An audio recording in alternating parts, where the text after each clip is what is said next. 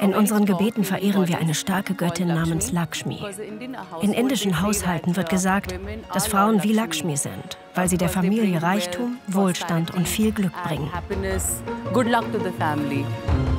Die Reise einer Frau von einem indischen Bergort nach München.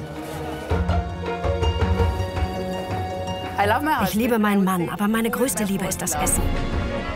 Es ist eine Suche nach Freiheit. Es gab große Erwartungen und Druck. Wenn du Erfolg hast, mag dich jeder. Aber wenn du scheiterst, gibt es nur wenige Menschen, die dich dann unterstützen.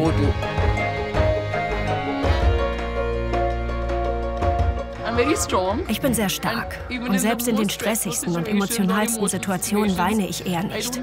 Aber das kam sehr unerwartet.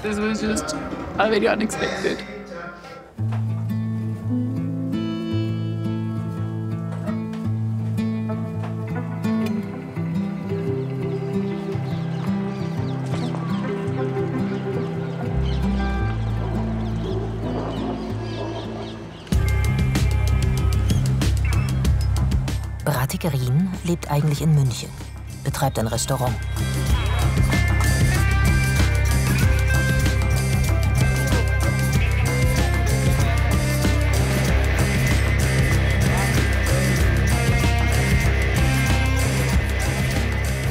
Das ist der älteste Teil, das Herz von Delhi.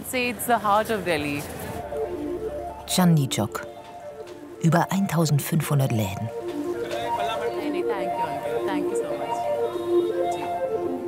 Touristen, Fehlanzeige.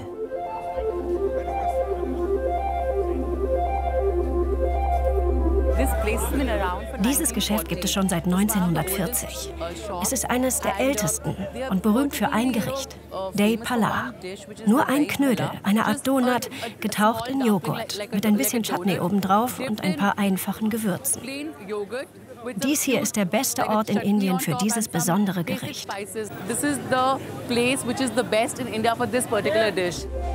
Bei Madame Chutney in München sieht es dann so aus. Essen als Erinnerung.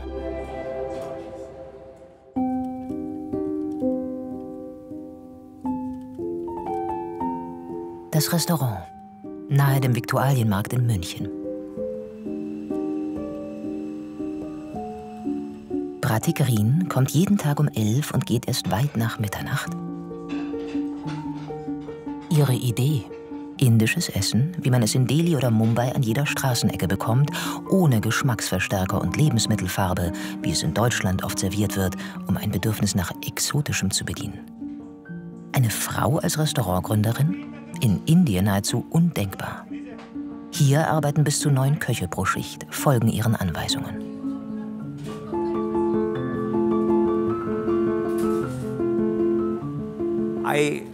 Ich konnte mir nicht vorstellen, dass sie den Arbeitsaufwand bewältigen würde, der erforderlich ist. Aber da war ihr unglaublicher Einsatz und ich dachte, hey, soll sie dieses Wagnis mal ausprobieren?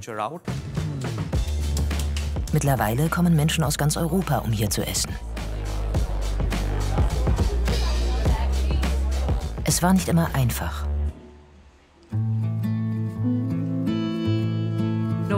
Ich gründete ein Restaurant als Frau in einer Branche, die sehr männerdominiert ist. Da riefen mich schon einige Leute an und wollten wissen, wer ich denn bitteschön sei. Ein Neuling. Ausgerechnet eine Frau, die in die Gastronomie einsteigt. Das gab richtig Druck.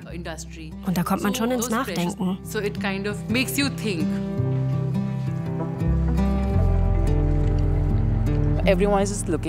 Alle schauen auf dich. Die Mitarbeiter, die Kunden, diese Leute, die anrufen und Fragen stellen.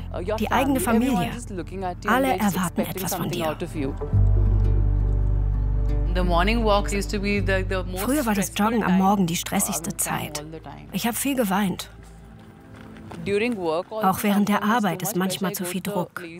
Ich bin schon öfter auf die Toilette und habe geheult. Und auch morgens, wenn ich jogge, wenn etwas Schlimmes passiert. Da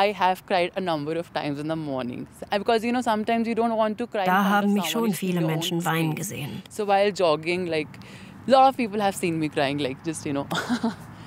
Nach Deutschland kommt sie 2015.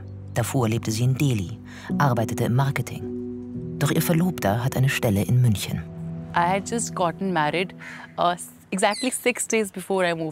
Ich habe geheiratet und bin 6 Tage später nach München gezogen.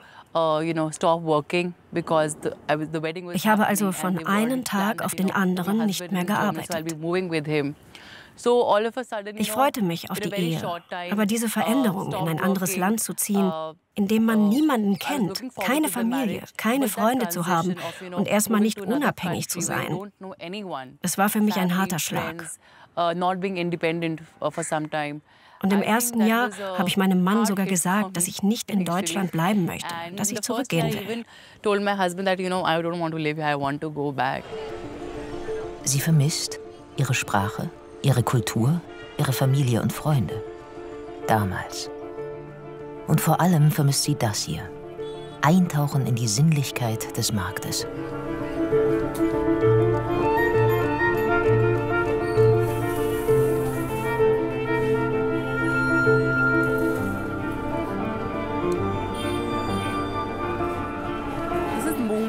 Das ist Mung Dal Halfa, eine sehr beliebte Nachspeise in diesem Teil von Delhi. Es sind einfache Zutaten wie Linsen und geklärte Butter. Aber es erfordert viel Zeit und Mühe, das zuzubereiten. Sie bringt das Gericht nach München. Ich möchte immer das Original, das authentische Rezept. Ich denke, dass das sehr wichtig ist, wenn man versucht, ein Gericht nachzukochen.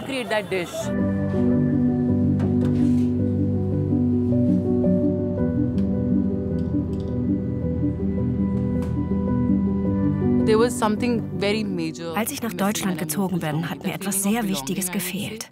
Dieses Gefühl der Zugehörigkeit. Ich war niedergeschlagen, habe öfter mit zu Hause telefoniert, rief meine Mutter wegen Rezepten an. Es war also sehr wichtig für mich, mein indisches Essen zu bekommen, zu versuchen, es selbst zu kochen.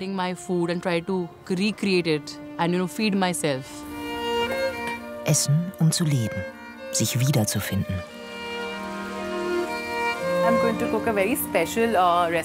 Ich koche ein besonderes Rezept. Damit bin ich aufgewachsen. Aus der Ferne hat ihr die Mutter das Kochen von Grund auf beigebracht. Wir haben mit Videocalls angefangen. Und dann sagte sie zu mir, okay, jetzt stell das hier hin, zünde die Flamme an, schütte die Gewürze hinein und röste sie. All diese kleinen Tricks. Probier mal.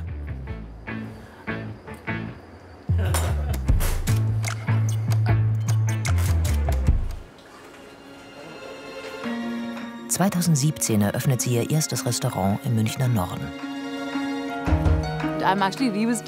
Ich bin zum ersten Mal seit 4 Jahren hier.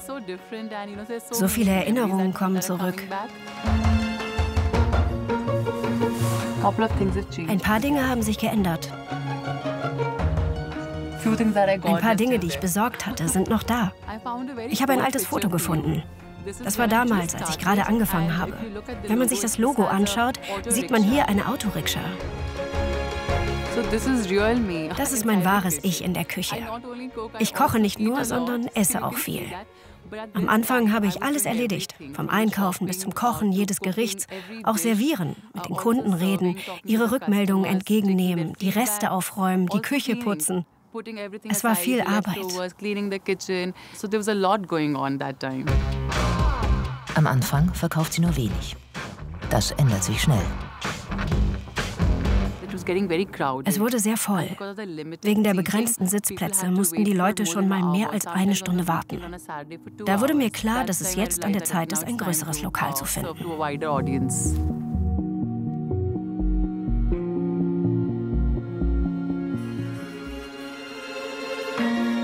Als ich neu in Deutschland war, fehlte mir dieses Zugehörigkeitsgefühl. Egal wo man ist immer der andere. Die Deutschen sind sehr streng und irgendwie nicht so offen. Ich liebe dieses Land, aber ich fühle mich immer noch wie ein Gast.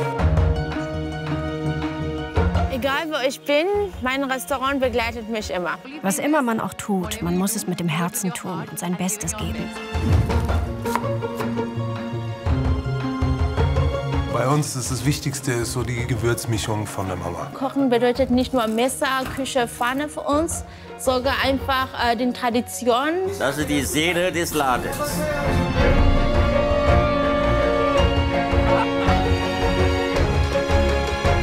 Ich bin sehr stolz, habe ich ein Stück von meiner Heimat hier nach Deutschland gebracht. Ich bin Deutsche jetzt in Deutschland.